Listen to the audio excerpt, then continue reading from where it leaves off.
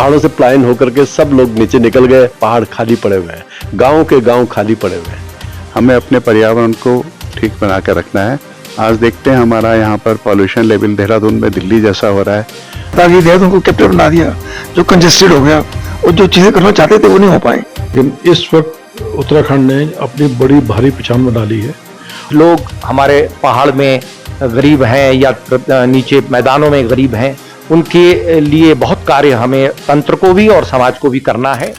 सबसे आकर्षक और अद्भुत राज्यों में से एक उत्तराखंड अपनी मंत्र मुक्त कर देने वाली प्राकृतिक सुंदरता और गहरे आध्यात्मिक महत्व के लिए जाना जाता है। इसे प्यार से देवभूमि भी कहा जाता है, क्योंकि यहाँ के पवित्र तीर्थस्थल और हिमालय की शांत वादियाँ हर किसी को अपनी ओर खींचती है।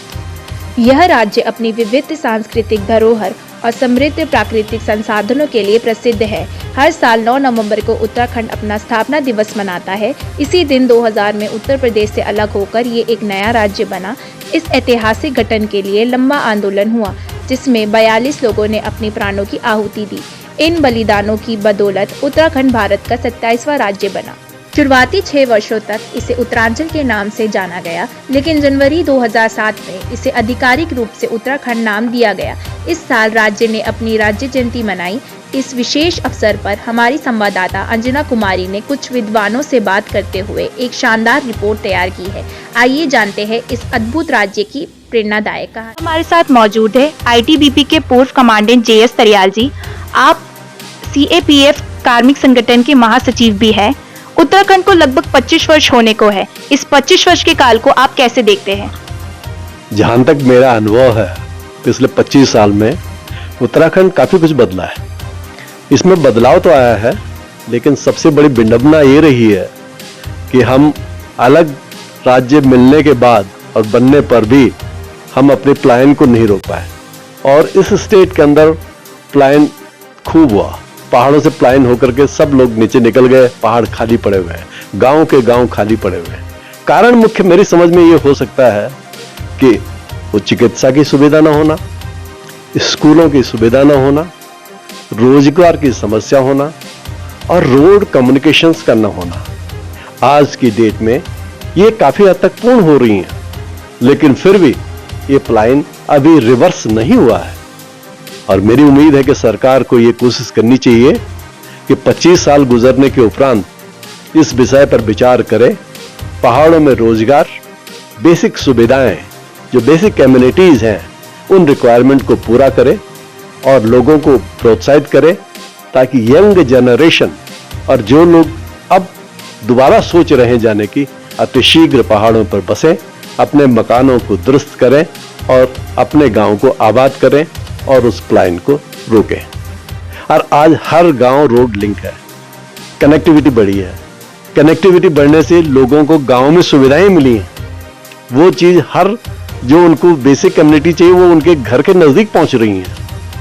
दूसरी चीज, मेडिकल फैसिलिटीज में भी भारत सरकार ने अभी कोशिश की है कि काफी अच्छे इंस्टीट्यूशंस बना दे। जैसे ऋषिकेश एम्स खुल गया, श्रीनगर में बेस हॉस्पिटल है, मेडिकल कॉलेज है।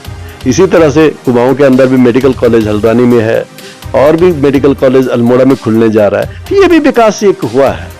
लोगों को गांव में भी गांव के विकास के लिए काफी कुछ सहायता मिल रही है, जिससे कि लोगों को थोड़ा बहुत रोजगार मिल रहा है, थोड़ा बहुत डेवलपमेंट हो रहे हैं।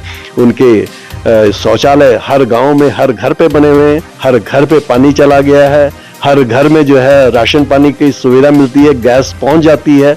तो ये एक सुविधा है जिसकी वजह से हम इसको 30-25% से लेकर के 60-75% पे मान सकते हैं। अब हमारे साथ मौजूद है प्रदेश के जाने माने समाजसेवी और उत्तराखंड प्रेमी चंद्रगुप्त विक्रम जी। सर, उत्तराखंड को बने लगभग 25 वर्ष होने को है। आप इन 25 वर्षों के काल को कैसे देखते हैं? आपका स्वागत है। जन उजाला ने अच्छी मुहिम छेड़ी है। 25 वर्ष हो गए, ठीक है, एक बहुत बड़ा मैं समझता हूँ पीरियड है। 25 ईयर्स देहरादून में नहीं, पूरे उत्तराखंड में हमने बहुत अच्छा विकास देखा, लेकिन विकास भी अनियंत्रित तरीके से है। अगर इसको थोड़ा सा और नियंत्रित कर दिया जाए, जैसे स्मार्ट सिटी परियोजना हमारे शहर में लागू हुई है देहरादून में, उत्तराखंड के और शहरों में भी है, तो इसकी गति थोड़ी बढ़नी चाहिए। हमें रेल मिल रही है, इसके अलावा रोड से हमारी कनेक्टिविटी बहुत अच्छी हो रही है अन्य शहरों से, लेकिन साथ साथ यहाँ देहरादून में डेमोग्राफी भी चेंज हो रही है, तो हमें हर चीज़ पर थोड़ा ध्यान देना होगा। जितना हम लोगों ने काम किया है 25 वर्ष में बहुत अधिक काम हुआ है, लेकिन जिस दिशा में काम हुआ है उसकी दिशा थोड़ी सी परिवर्तित करनी होगी और हमें थोड़ी सी पॉजिटिव सोच लेके काम करना होगा। चाहे वो डेमोग्राफी की बात हो, चाहे अंधाधुंध खनन की बात हो, चाहे ऑल वेदर रोड जो बनाई जा रही हैं उसके लिए बहुत ज़्यादा ब्लास्ट किया जाता है पहाड़ों पर, उसकी बात हो, अनियंत्रित यात्रा है, इन सब पे थोड़ा ध्यान देंगे तो जो हमें नया राज्य मिला है उससे तो हमें सबको लाभ होगा ही, यहाँ की जनता को, लेकिन अगर थोड़ा नियंत्रण में सब चीज़ें होंगी तो और अधिक लाभ मिलेगा। और मुझे लगता है कि हमारी सरकारें, चाहे प्रदेश की सरकार हो या हमारी राष्ट्र की सरकार है, इस ओर ध्यान तो दे रही हैं, लेकिन कुछ और अधिक ध्यान देने की आवश्यकता है। अब हमारे साथ मौजूद है उत्तराखंड प्रेमी और रिटायर्ड ब्रिगेडियर केजी बहल। सर, उत्तराखंड को लगभग 25 वर्ष होने को है, इस 25 वर्ष की काल को आप कैसे देखते हैं? देखिए, उत्तराखंड मेरे सामने बना, मैं तब से देहरादून में ही हूँ और तब ये आशा थी कि बहुत सारे लोगों को जो सुविधाएं पहाड़ों में नहीं मिल रही वो सुविधाएं मिलेंगी सबको। लेकिन सबसे पहले हुआ क्या, कैपिटल की बात आ गई, देहरादून को कैपिटल बना दिया, जो कंजेस्टेड हो गया और जो चीजें करना चाहते थे वो नहीं हो पाए। बात तो सारी तो थी कि भाई हिमाचल जो है हमारा पहाड़ों में कैसे उनका सुविधा दी जाए, लेकिन उसका उल्टा हुआ कि पलायन शुरू हो गया वहां से और लोग शहरों में आ गए या बाहर चले गए। लोगों ने अपने अपने तरीके से करना शुरू कर दिया। जो भी पार्टी आई उन्होंने कहा हम ऐसा करेंगे, दूसरी पार्टी आई हम ऐसा करेंगे। तो उसमें मतलब ये हुआ कि कोई इसलिए नहीं हुआ कि हम उसका उत्तराखंड के लिए कर रहे हैं, ये कर रहे हैं कि हम अपनी पार्टी के लिए कर रहे हैं। हम पार्टी ऐसे चाहती है वो कर लिया, दूसरी पार्टी दूसरी ने कर लिया।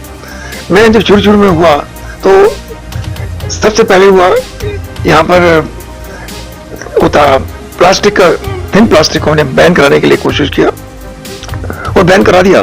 बैन हो गया था एक बार, पूरा अलग कागज के लिफाफे आ गए थे, लेकिन नहीं, उसके बाद किसी ने और गड़बड़ करके फिर शुरू करा दिया।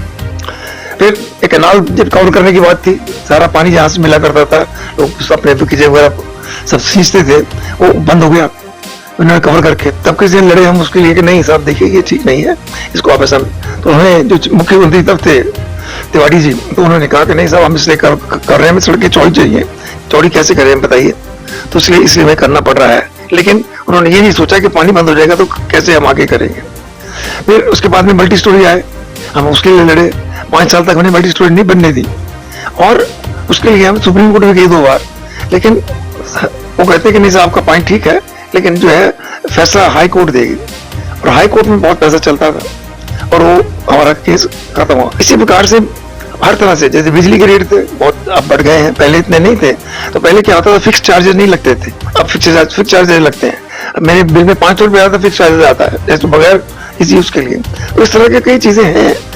पहले मैं खुद ही इनकी एडवाइजरी कमेटी में हुआ करता था UARC की, तो मैंने कहा ये नहीं लगने देंगे हम, ये आप जो रेट फिक्स करते हो ये चीजें हैं उसके मुताबिक करते हो, तो वो सब चीज रहते नहीं है, क्यों को नहीं करते आप। फिर उनको बताया किया, लेकिन अब सुना है कि अब तो मानने को तैयार नहीं है। अब जैसे मुस्लिम्स हैं, मुस्लिम्स को अधिकार नहीं है, लेडीज को अधिकार नहीं है, वो चीजें अधिकार नहीं है, या उनके जो मदरसे हैं वहाँ अच्छे नहीं है। तो सरकार चाहती है कि अच्छे मदरसे बनाओ, पढ़ाओ उनको बच्चों को, तो ऐसा करना अच्छी चीज है, ऐसा नहीं है। तो इस प्रकार की कई चीजें हो रही हैं। अब हमारे साथ मौजूद है DIS के चेयरमैन DS मान सर। आप PPSA के वाइस प्रेसिडेंट है। उत्तराखंड को लगभग 25 वर्ष हो गए हैं, इन 25 वर्ष के काल को आप कैसे देखते हैं सर? उत्तराखंड पिछले 24 साल में बहुत विकास हुआ है और उत्तराखंड में कभी भी कोई इंडस्ट्री नहीं हुआ करती थी। इस वक्त जो है इंडस्ट्री बहुत ज़्यादा, उद्योग क्या नाम, पूरे उत्तराखंड में इंडस्ट्रियल एस्टेट बने और बाहर से इंडस्ट्री आई। विशेष तौर पे क्या नाम रुद्रपुर एरिया में बहुत बड़ी इंडस्ट्री आई, जहाँ क्या नाम मारुति की जो है गाड़ियाँ भी वहाँ पर क्या नाम असेंबल हो रही हैं, ट्रक असेंबल हो रहे हैं, मोटरसाइकिल्स जो हैं वहाँ असेंबल हो रहे हैं। और एक उत्तराखंड का एक बड़ी पहचान बन गई है पूरे हिंदुस्तान में। पहले जब उत्तराखंड नहीं बना था तो इस एरिया टोटली नेग्लेक्टेड एरिया था, ना ही इसको ज़्यादा लोग जानते थे। सिवाय कि वे तीर्थ यात्रा करने के लिए लोग आते थे। लेकिन इस वक्त उत्तराखंड ने अपनी बड़ी भारी पहचान बना ली है और जितने प्रगतिशील स्टेट्स हैं उनमें से नंबर 1 हमारा उत्तराखंड जा रहा है। अब हमारे साथ मौजूद है उत्तराखंड के पूर्व DGP Anil Raturi sir. Sir, सबसे पहले तो आपका स्वागत है जन उजाला चैनल में। उत्तराखंड को लगभग 25 वर्ष होने को है। इस 25 वर्ष के काल को आप कैसे देखते हैं सर? मैं उत्तराखंड का मूल निवासी हूँ और इसलिए ये बड़ा हर्ष का विषय है मेरे लिए कि उत्तराखंड का सृजन सन 2000 में हुआ। 9 नवंबर 2000 को उत्तराखंड अपने अस्तित्व में उत्तर प्रदेश से अलग होकर आया। यहाँ की सांस्कृतिक भौगोलिक जो भिन्नताएं हैं उसके अनुरूप एक अलग प्रांत बना और यहाँ की जो संस्कृति है वो सैकड़ों साल से यहाँ के लोग अपनी एक पहचान के लिए मोहताज थे और 9 नवंबर 2000 को वो पहचान मिली। ये बड़ा हर्ष का विषय है। ये बात सही है कि जब ये प्रांत बना था बहुत अपार लोगों की जो आशाएं थी वो प्रगति की, उसमें से बहुत सारी चीज़ें हुई हैं, बहुत नहीं हुई हैं। हुई ये है कि यद्यपि विकास बहुत और होना चाहिए, लेकिन जिस प्रकार से जो उत्तर प्रदेश का जब हम उत्तराखंड भाग थे तो तत्समय भारत की चाहे वो आर्थिक हो सामाजिक जो पैरामीटर्स हैं उस पर उत्तर प्रदेश के साथ जब हम थे तो काफ़ी नीचे हम लोग प्रदेशों में आते थे। लेकिन उत्तराखंड आज जब 25वें वर्ष में हम लोग चले गए हैं, आर्थिक दृष्टिकोण से हमारे जो पर कैपिटा इनकम है वो देश के ऊपर के जो प्रांत हैं उनमें है। इसी प्रकार हमारा GSDP बढ़ा है, हमारे यहाँ टूरिज़्म बढ़ा है। लगभग 1.25 करोड़ की आबादी में लगभग 6-7 करोड़ लोग यहाँ आ रहे हैं। ये सब बहुत अच्छी बातें। इस प्रकार से कुछ हद तक आम जनमानस की आय में वृद्धि हुई है, एक पहचान मिली है, एक अपनी सांस्कृतिक जो पहचान है। मानव खाली रोटी खाने के लिए नहीं जीता है, वो उससे कहीं अधिक एक जो उसकी अपनी नियति है, वो उसकी संस्कृति है, उसके चिन्ह जो अपनी सभ्यता के हैं वो हैं और उत्तराखंड को वो काफ़ी हद तक वो पहचान मिली है। अभी बहुत दूर हमें जाना है। अभी भी जो कुछ लोग हमारे पहाड़ में गरीब हैं या नीचे मैदानों में गरीब हैं उनके लिए बहुत कार्य हमें तंत्र को भी और समाज को भी करना है। पलायन को हमें रोकना है। हमें वहाँ अपने लोगों को रख इस प्रकार से कि उनको शिक्षा हो या उनको स्वास्थ्य हो या जीवन यापन की जो संभावनाएं हों उनके लिए उन्हें वहाँ मदद मिले। लेकिन कुल मिला के हम कहेंगे कि यह 24 साल प्लस जो हमारी अब तक की यात्रा रही है वो बहुत अच्छी यात्रा रही है, बड़ी प्रॉमिसिंग यात्रा है और आगे मुझे पूर्ण विश्वास है। हमारे माननीय प्रधानमंत्री जी ने भी कहा है कि यह जो 21वीं शताब्दी है इसके जो आने वाले दशक हैं वो उत्तराखंड के होंगे और मुझे आशा है कि जो यहाँ संभावनाएं हैं उनको निश्चित यहाँ के जनमानस, समाज और तंत्र मिलके उसको साकार करेंगे। तो जैसा कि आपने हमारी रिपोर्ट में देखा कि बुद्धिजीवी लोगों ने हमें उत्तराखंड के बारे में अपना अनुभव बताया और उसी अनुभव में उनकी भावनाएं भी छुपी थी। ऐसे में जन उजाला आशा करता है कि सरकार सभी की भावनाओं के अनुरूप ही उत्तराखंड में विकास योजनाओं का संचालन करे। अगर आपको हमारी वीडियो अच्छी लगे हो तो लाइक, शेयर, सब्सक्राइब करें। वीडियो को देखने के लिए आप सभी का धन्यवाद।